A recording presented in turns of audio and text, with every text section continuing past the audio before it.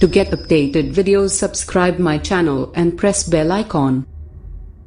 Hello friends, welcome to my channel M tutorial. तो कैसे हैं? मैं उम्मीद करता हूं कि आप लोग अच्छे होंगे। चलिए आज से फिर से हम लोग स्टार्ट करते हैं बायोलॉजी, ठीक है, जो कि क्लास 9 का है, जिसमें एस श्याम बुक को फॉलो किया गया है। यदि आपने इसके फर्स्ट वाले वीडियो को नहीं देखा होगा तो नीचे डिस्क्रिप्शन बॉक्स में लिंक दिया हुआ है, जिसमें आप जाकर के उस चैप्टर के फर्स्ट पार्ट को देख सकते हैं। ये उसका सेकंड पार्ट है, जिसमें हम लोग जानेंगे कि टाइप्स ऑफ क्रॉप, यानी कि जो सीजन के हिसाब से अकॉर्डिंग टू सीजन जो क्रॉप को बोया जाता है, ठीक है, जिसको हम लोग प्लांट करते हैं अपने फील्ड में।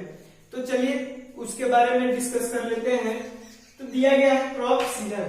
क्रॉप सीजन मेनली कितने प्रकार के होते हैं? 2 प्रकार के होते हैं। 2 types of crop season in India. तो चलिए देख लेते हैं। फर्स्ट है हमारा खरीफ क्रॉप्स एंड सेकंड है रबी क्रॉप्स। तो फर्स्ट जो है खरीफ क्रॉप्स, उसके बारे में जान लेंगे कि किस क्रॉप्स को हम लोग खरीफ क्रॉप्स बोलते हैं। तो फर्स्ट है this crops grow during rainy season. Correct कि वैसे फसल जो रेनी सीजन के दौरान ग्रो करता है उसको हम लोग खरीफ क्रॉप्स बोलते हैं। सेकंड है कि this crops are called summer season crops. यह जो है समर सीजन में क्या किया जाता है कि इसको प्लांट किया जाता है, ठीक है, इसलिए इसको जो है समर सीजन क्रॉप्स भी बोलते हैं। These crops grow during winter season. एक फसल जो विंटर सीजन के दौरान ग्रो करते हैं उसको हम लोग रबी क्रॉप्स बोलते हैं। इसमें देख लीजिए this crops are called winter season crops. इस क्रॉप्स को हम लोग विंटर सीजन क्रॉप्स भी बोलते हैं। आगे देखते हैं, डी में दिया गया है कि these crops are harvested the end of monsoon in September to October।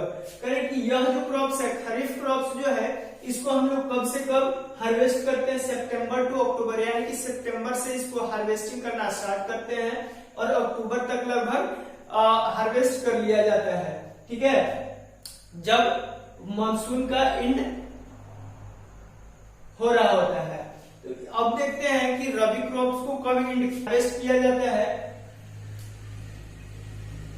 तो हम लोग देख रहे हैं कि दीज क्रॉप्स आर हार्वेस्टेड। ये हार्वेस्टेड है, ठीक है, हार्वेस्टेड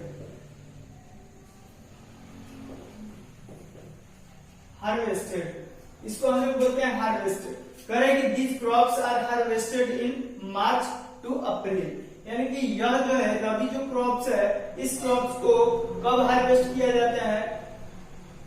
कब हार्वेस्ट किया जाता है? तो मार्च से अप्रैल के बीच में इसको हार्वेस्ट कर लिया जाता है। इसके एग्जाम्पल है रबी क्रॉप्स के व्हीट है, बार्ली है, ग्राम है, पी है, ठीक है। इसके हिंदी तो आप लोगों को मालूम ही होगा। और इधर देख लेते हैं कि खरीफ क्रॉप्स के एग्जाम्पल्स में क्या है कि राइस है, मेज है, ग्राउंडनट है और सोयाबीन है, ग्रीन ग्राम है, जिसको हम लोग क्या बोलते हैं? ग्रीन ग्राम को हम लोग बोलते हैं मूंग, इसको मूंग भी बोल सकते हैं। कॉटन है, ब्लैक ग्राम है, जिसको हम लोग बोलते हैं उड़द, इसको क्या बोलते हैं? उड़द बोला जाता है। तो इस प्रकार से हमने देख लिया कि खरीफ क्रॉप्स किसको बोलते हैं, इसका डेफिनेशन क्या है। तो दीज क्रॉप्स, ये इसका डेफिनेशन हो गया, ठीक है। और रबी क्रॉप्स का डेफिनेशन क्या है? तो रबी क्रॉप्स का डेफिनेशन यहां पर देख लेंगे। और यदि आपके एग्जाम में आता है कि describe the differentiate between kharif crops and rabi crops, तो इसको हम लोग 4-5 पॉइंट को नोट डाउन कर लेंगे, लिख लेंगे, ठीक है। तो चलिए इसका आप लोग स्क्रीनशॉट ले लेंगे, जिससे जो है आपको अपना नोट्स बनाने में आसानी होगी, ठीक है। और जब आप नोट्स को कंप्लीट कर लें तो दिए गए नंबर पे आप भेज करके उसको वेरीफाई करा सकते हैं।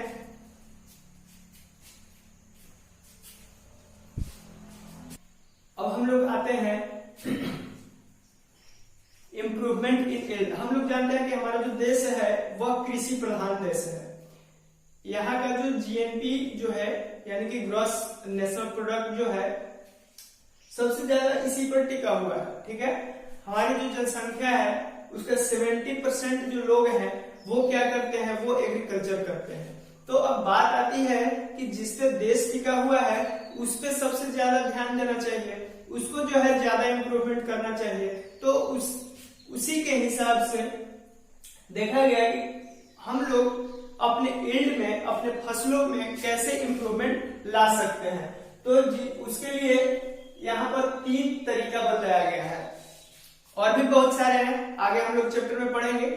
लेकिन अभी देख रहे हैं कि इंप्रूवमेंट इन यील्ड्स, यानी कि हम लोग अपने फसलों में इंप्रूवमेंट के लिए सबसे फर्स्ट में crop production management. Crop production management, crop का जो प्रोडक्शन है उसको हम लोग कैसे मैनेज करें इसके बारे में बताया गया। बी है हमारे क्रॉप वैरायटी इंप्रूवमेंट, क्रॉप का जो वैरायटी होता है उसमें किस प्रकार से इंप्रूवमेंट लाया जाए उसके बारे में जानेंगे। सी है हमारे क्रॉप प्रोटेक्शन मैनेजमेंट, और क्रॉप का प्रोटेक्शन किस प्रकार से किया जाए उसके बारे में जानना है। तो फर्स्ट हम लोग जानते हैं कि crop production management. Crop production management है क्या?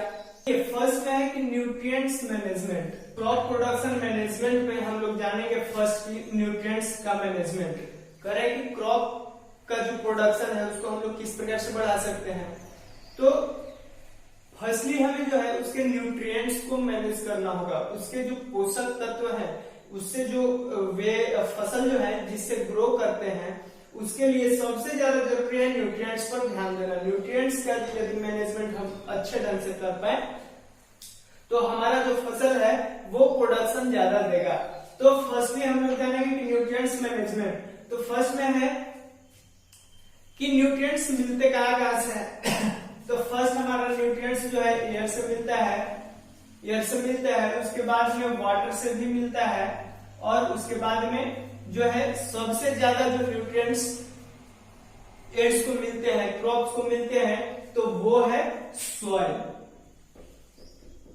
सॉइल यानी कि सॉइल से यानी कि मिट्टी से सबसे ज्यादा न्यूट्रिएंट्स फसलों को मिलता है, एड्स को मिलता है। तो चलिए देख लेते हैं कि एयर से क्या क्या मिलता है। तो एयर से जो है कार्बन और ऑक्सीजन मिलता है, वाटर से जो है हाइड्रोजन मिलता है, ठीक है, और सॉइल से जो है नाइट्रोजन मिलता है, फास्फोरस मिलता है, पोटेशियम है, कैल्शियम, मैग्नीशियम, सल्फर है, ठीक है, फिर आयरन है, मैग्नीज है, फिर ये बोरॉन है, फिर जो है ये जिंक है, कॉपर है, कैल्शियम है, ठीक है। तो ये सारे जो एलिमेंट्स हैं, ये सारे जो न्यूट्रिएंट्स हैं वो कहां से मिलते हैं? तो सॉइल से मिलते हैं, ठीक है। अब जानते हैं कि न्यूट्रिएंट्स भी 2 प्रकार का होते हैं। Here we are watching there are 2 types of nutrients. There are 2 types of nutrients. First macronutrients and second is micronutrients. Macro means क्या होता है? जो बड़े लेवल पर बात की जाती है उसको हम लोग मैक्रो बोलते हैं, और छोटे लेवल पर जो बात की जाती है उसको माइक्रो बोलते हैं। तो नाम से ही पता चल रहा है, देखेंगे कि मैक्रोन्यूट्रिएंट्स किसे बोलते हैं। तो कहा जा रहा है कि they are required in large quantity. करें कि वे न्यूट्रिएंट्स जिसकी ज्यादा जरूरत होती है, वे न्यूट्रिएंट्स जिसकी ज्यादा जरूरत होती है फसलों में, उसको हम लोग बोलते हैं मैक्रोन्यूट्रिएंट्स। करें कि they are required in very small quantity. करें कि वैसा न्यूट्रिएंट्स जिसकी बहुत ही कम जरूरत होती है उसको हम लोग क्या बोलते हैं? माइक्रोन्यूट्रिएंट। नेक्स्ट देखते हैं कि they take part in building plant body and different structures. कहा जा रहा है कि मैक्रोन्यूट्रिएंट्स जो है प्लांट को बिल्ड करने में, यानी कि प्लांट को बनाने में, उसके स्ट्रक्चर्स को बनाने में हेल्प करता है, ठीक है। और जो है यह जो माइक्रोन्यूट्रिएंट्स है इसका कोई ऐसा फंक्शन नहीं है, ऐसा कोई कार्य नहीं है, लेकिन सबसे ज्यादा जरूरत जो होती है मैक्रोन्यूट्रिएंट्स की होती है। तो जान लेते हैं कि मैक्रोन्यूट्रिएंट्स आखिर है क्या। तो देखते हैं एग्जांपल में कि यहाँ पर दिया हुआ है, सबसे पहले नाइट्रोजन है, फिर फास्फोरस है, फिर पोटेशियम है। सबसे ज्यादा जरूरत होती है इसी का। हम लोग फर्टिलाइजर लाते हैं दुकान से, उसमें क्या लिखा हुआ होता है, एनपीके। तीनों जो है एनपीके एक रेशियो में मिलाया हुआ रहता है, ठीक है। तो वही एनपीके होता है। एन का मतलब होता है नाइट्रोजन, पी का मतलब होता है फास्फोरस और के का मतलब होता है पोटेशियम। और देखते हैं कि कैल्शियम, मैग्नीशियम, सल्फर, इन सारे चीजों की जरूरत होती है। तो कैल्शियम हमें सल्फर हमें अलग से पैकेट में मिलता है फर्टिलाइजर के दुकानों पर। तो इन सारे एलिमेंट्स को, इन सारे न्यूट्रिएंट्स को हम लोग क्या बोलेंगे, मैक्रो न्यूट्रिएंट्स। अब देख लेते हैं माइक्रो न्यूट्रिएंट्स क्या है। तो फर्स्ट में है फेरस। फेरस कहने का मतलब है कि आयरन। आयरन का कितना ज्यादा जरूरत है, उतना ज्यादा जरूरत नहीं है। मैग्नीज है, बोरोन है, जिंक है और कॉपर है। इन सारे चीजों की उतनी ज्यादा जरूरत नहीं होती है जितना कि नाइट्रोजन का होता है, फास्फोरस का, मैग्नीशियम का, कैल्शियम का होता है और सल्फर का होता है। उतना ज्यादा जरूरत इन सारे चीजों की नहीं होती है। तो इनको हम लोग क्या बोलते हैं, मैक्रो न्यूट्रिएंट्स बोलते हैं। अब इसमें एक फैक्ट आता है ऑस्मोसिस। ऑस्मोसिस क्या है, ऑस्मोसिस जो है एक फंक्शन है। कैसा फंक्शन है, तो जो कि वाटर को क्या करता है कि बैलेंस बना करके रखता है, किनमें, तो पेड़ पौधों में। करें osmosis is the process in which net movement of water, net movement of water, यानी कि वाटर का मूवमेंट, यानी कि जो वाटर जो है जड़ से लेकर के लीव्स तक पहुंचाया जाता है या फिर एक टिश्यूज से दूसरे टिश्यूज तक होकर के जिस प्रकार से जाता है, उसको हम लोग बोलेंगे कि वाटर ऑफ मूवमेंट। तो इसका जो नेट मूवमेंट ऑफ वाटर होता है, कितना अमाउंट में वाटर जो है एक जगह से दूसरे जगह पहुंचनी चाहिए, उसके बारे में कहा जा रहा है नेट मूवमेंट ऑफ वाटर। करेंगे through a semi permeable membrane from a solution of higher water potential to a solution of lower water potential. इसका काम क्या है कि हम मान लेते हैं इस प्रकार से, एक मान लेते हैं कि बाउल है या फिर कोई ऑब्जेक्ट है जिसमें जो है वाटर रखा हुआ है टू साइड में, बीच में एक इस प्रकार से मेम्ब्रेन है। इसमें जो है वाटर पूरा जो इस प्रकार से है भरा हुआ है। तो इसका काम क्या है इस मेम्ब्रेन का, कि नेट मूवमेंट ऑफ वाटर, यानी कि वाटर जो है इस प्रकार से रहता है, लेकिन कभी कभी जो है यहाँ पर एक मेम्ब्रेन यदि हम लगा दें तो वाटर जो है इस साइड में इतना हो सकता है, इतना हो सकता है, और इधर जो है इस मेम्ब्रेन के थ्रू क्या है, इधर भरा पड़ा है वाटर, इधर कम है, ऐसा हो सकता है। लेकिन इस मेम्ब्रेन का काम क्या है कि यह जो है वाटर के नेट मूवमेंट को क्या करता है कि जहां पर हायर वाटर पोटेंशियल होता है, जहां पर ज्यादा मात्रा में पानी होता है, ज्यादा मात्रा में वाटर होता है, उसको जो है यह क्या करता है कि बैलेंस कराता है। यह अपने अंदर से इतना वाटर को पास कराता है जो कि इधर जा करके बैलेंस हो सके। कहने का मतलब है कि यह जो है ऑस्मोसिस एक ऐसा प्रक्रिया है, एक ऐसा प्रोसेस है जिसमें क्या होता है कि एक सेमी परमिएबल मेम्ब्रेन, यानी कि अर्धपारगम्य, सेमी परमिएबल का मतलब होता है अर्धपारगम्य, पूरा पूरा पार नहीं करेगा, आधा पार करेगा, ठीक है, थोड़ा थोड़ा करके पार करेगा। तो सेमी परमिएबल मेम्ब्रेन के थ्रू किसी वाटर का जो सॉल्यूशन होता है, सॉल्यूशन में बहुत सारे होंगे, इस प्रकार से मैग्नीशियम भी घुला होगा, calcium, sulphur, iron, manganese, boron, zinc, ये सारे चीज घुले हुए होंगे। तो इसको हम लोग इसमें जो वाटर होगा उसको हम लोग क्या बोलेंगे, सॉल्यूशन ऑफ वाटर, क्योंकि उसमें बहुत सारे न्यूट्रिएंट्स जो है मिला हुआ है। तो इसका काम क्या है, एक ऐसा प्रोसेस है ऑस्मोसिस कि जिसके थ्रू यह जो सॉल्यूशन है वाटर का और न्यूट्रिएंट्स का, इसको जो है एक जगह से दूसरे जगह तक, यानी कि हायर पोटेंशियल से, हायर वाटर पोटेंशियल से लोअर वाटर पोटेंशियल तक क्या करता है कि दोनों में बैलेंस बना करके रखता है, जिस प्रोसेस को हम लोग क्या बोलते हैं, ऑस्मोसिस। एक बार फिर से देख लेते हैं कि osmosis is the process in which net movement of water through a semi permeable membrane from a solution of higher water potential to a solution of lower water potential.